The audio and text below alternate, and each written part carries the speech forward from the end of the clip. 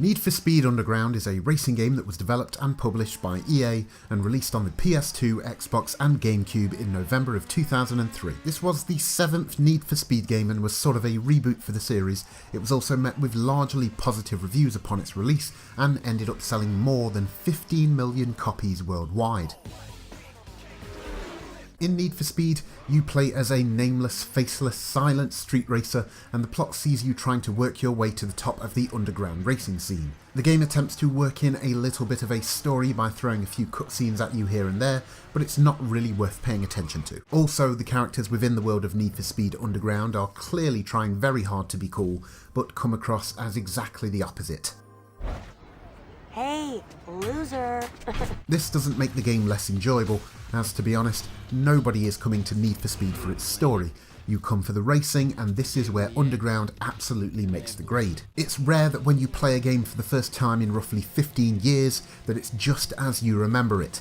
But this game is exactly that. I'm not sure what happened to this series over the years, but there is an arcade-like simplicity to Underground that leaves you wondering why EA strayed so far away from this formula. As mentioned earlier, the game focuses on you working your way up the street racer rankings. Of course, it comes with the usual other modes of allowing you to compete in one-off races or race against your friends, but the bulk of the game is the career mode. This campaign is named Underground Mode and features a total of 111 races that are thrown at you in chunks of 4s and 5s. There is a solid amount of variety to the events. You have circuit races, elimination races, drag races and drift challenges. Also, from time to time you'll compete in tournaments in which you'll have to perform well across a number of events to progress. What's great about this is that this game is incredibly easy to jump into.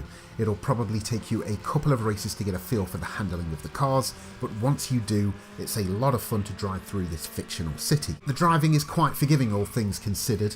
It's obviously beneficial to approach corners properly and use your brakes to stop yourself from slamming into every wall, but the game manages to find a balance between thoughtful simulation-style driving and careless arcade mayhem. Essentially what this means is that you can keep up with the opponents by driving poorly, narrowly overtake them by driving carefully, and leave them miles behind by driving perfectly. This is a racing game with tight handling, and although you will occasionally run into a bit of bad luck by crashing into traffic, 9 times out of 10, if you slip up, you know what you did wrong, so it's hard to get too frustrated with the game. A lot of racing games from this period did feature some very obvious rubber banding, but if Need for Speed does use this technique, it isn't noticeable in the slightest, as even though the AI does a good job of staying on your tail, they still seem to make enough mistakes to give you a decent chance to catch up if you fall behind, and this adds a little extra tension to each event. This is especially evident in the drag races. Although they are over in a matter of seconds, they're refreshing to play as you weave through the traffic at breakneck speeds, trying to ensure that you change gears at the right moment to give yourself a boost. The same could be said for the drift events, which are fun but somewhat less exciting. Arguably the highlight of Underground is the upgrade and customization options available. Not only is there a wide selection of cars to choose from, but by progressing through the career mode, you'll unlock new parts and mods to improve your car's performance and add your own creative flair. Now, let's be honest, we all know why this game was made. It was released just 2 years after The Fast and Furious hit the cinema and brought the whole modded car culture into the mainstream. Need for Speed Underground is influenced by that movie in every way possible, but that doesn't mean that adding decals to your Honda Civic isn't cool. It is a rewarding experience to upgrade everything from your engine to your brakes and tyres piece by piece, and you feel the difference as you hit the road for the first time after dumping a load of money into your chosen car. If anything, my main motivation for playing this game was modifying my car, and the story and rankings were just a bonus, and I think that says quite a lot. Another positive to the experience as a whole is that even a decade and a half later, visually, Need for Speed Underground holds up very well. The city streets look sharp and there is a really nice reflection to the car models and the constantly wet roads. I definitely think that it benefits from taking place entirely at night time, as I don't believe the visuals would pop as well in a daytime setting. In terms of design, it is the video game equivalent of The Fast and the Furious, and it has this style that is replicated throughout the entire game that is a bit of a throwback but can still be appreciated. Talking of throwbacks, the soundtrack is exactly what you'd expect from a street racing game in 2003 and is nothing but a mixture of rap and rock that is all in keeping with the game's tone, and as soon as you load the game up and hear this,